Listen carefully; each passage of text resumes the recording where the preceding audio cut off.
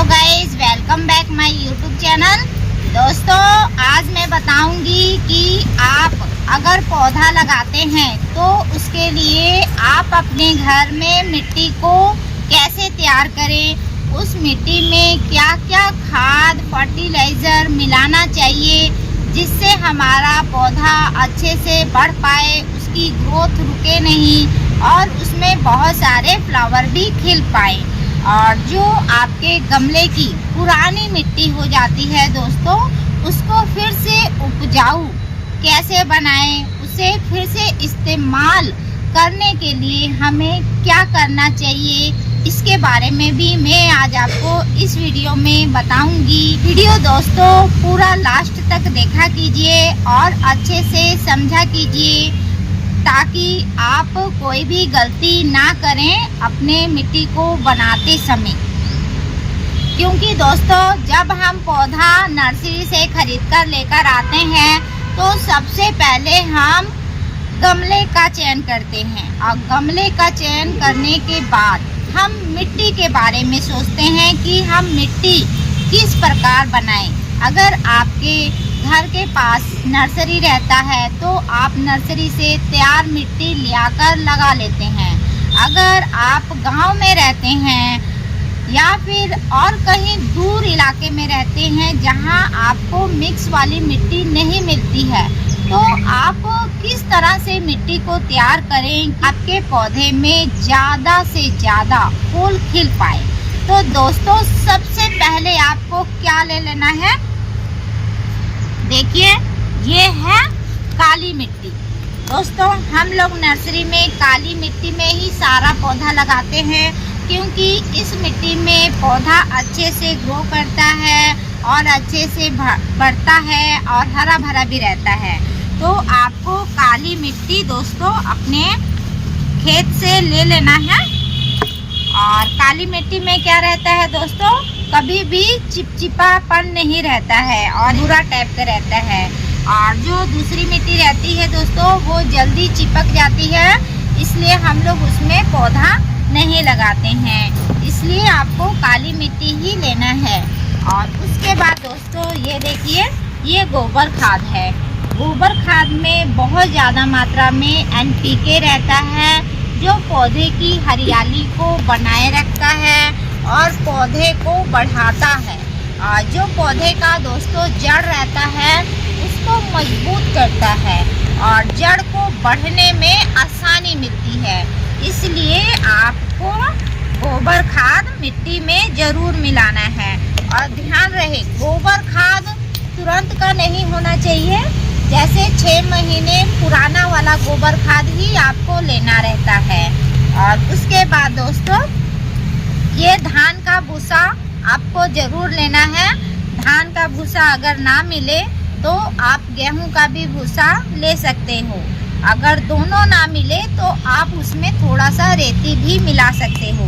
धान भूसा डालने से क्या रहता है, जो हमारा मिट्टी रहता है वो भी नहीं चिपकता है और जो पौधे के रूट रहते हैं दोस्तों वो आपस में जल्दी चिपकते नहीं हैं। इसलिए हम लोग नर्सरी में धान का भूसा ज़रूर मिलाते हैं। और धान का भूसा दोस्तों राइस मिल में भी आसानी से आपको मिल जाएगा। और उसके बाद इसमें मिलाना है, आपको 50% मिट्टी ले लेना है और 25% गोबर खाद ले लेना है और 25% आपको भूसा ले लेना है और उसका मिक्सचर आपको तैयार करना है। उसके बाद आपको क्या डालना है, ये देखिए वर्मी कंपोस्ट रहता है दोस्तों। वर्मी कंपोस्ट आपको इसमें मिला देना है और थोड़ा सा वर्मी कंपोस्ट में कैल्शियम पाउडर ज़रूर मिलाना है। कैल्शियम पाउडर मिलाने से पौधे की जड़ को मजबूती मिलती है और जड़ जल्दी खराब नहीं होता है। और उसके बाद ये देखिए, ये दोस्तों यूरिया है। यूरिया डालने से पौधे की हरियाली बनी रहती है और पौधे का विकास अच्छा होता है। इसलिए यूरिया को आपको 1 चम्मच या फिर आधा चम्मच मिट्टी में मिला देना है। और उसके बाद आपको ये ग्रूमर होता है दोस्तों, ग्रूमर भी आपको खाद वाली दुकान में मिल जाएगा जहां खेती बाड़ी वाला सामान मिलता है। और चम्मच के हिसाब से मिट्टी में मिला देना है, ताकि जो हमारा पौधा है फूल वाला, तो उसमें फूल भी खिलेगा, शो वाला है तो वो अच्छे से बढ़ेगा। उसके बाद आपको इसको अच्छे से मिला देना है। दोस्तों, हम जितना बढ़िया मिट्टी तैयार करेंगे उतना अच्छा हमारे पौधे में फूल खिलेगा और पौधा हमारा अच्छे से बढ़ेगा। मिट्टी के बारे में मैं अपने हर एक वीडियो में दोस्तों बताती रहती हूँ कि आप लोगों को मिट्टी अच्छे से तैयार करना है। कितने लोग पौधा खरीद के ले जाते तो हैं, लेकिन जो घर में पहले से गमले में मिट्टी पड़ी रहती है उसी में खोद के लगा देते हैं। ये नहीं कि उस मिट्टी को बाहर निकालें और फिर से अच्छा मिट्टी डाल के उसे लगाएं। जो पुराना मिट्टी है उसको भी फिर से नया बनाना पड़ता है, क्योंकि ज़्यादा पुराना हो जाता है तो मिट्टी जम जाता है, एकदम टाइट हो जाता है। आपने देखा होगा पुराने गमले की मिट्टी बहुत टाइट हो जाती है, जिसके कारण हमारा पौधा बढ़ नहीं पाता है, धीरे धीरे सूखने लग जाता है। तो इस चीज़ का आपको ध्यान रखना है। और दोस्तों, आपके गमले की मिट्टी 6 महीने से ज़्यादा हो चुकी है तो प्लीज़ उसकी रिपोर्टिंग कर दीजिएगा। उस मिट्टी को निकाल कर नए मिट्टी में पौधे को लगाकर देखें, आपका पौधा फिर से दुगनी रफ्तार से बढ़ना शुरू हो जाएगा। हम लोग यहाँ नर्सरी में ये सारे झिल्ली में पौधे रहते हैं, तब भी हम लोग 6-6 महीने में इस झिल्ली को फाड़कर फिर नए झिल्ली में हम लोग लगा देते हैं कि पौधा हमारा अच्छे से बढ़े। और पौधा लगाने के लिए दोस्तों आपको गमला तो लेना ही है और गमले में हॉल भी आपको चेक कर लेना है।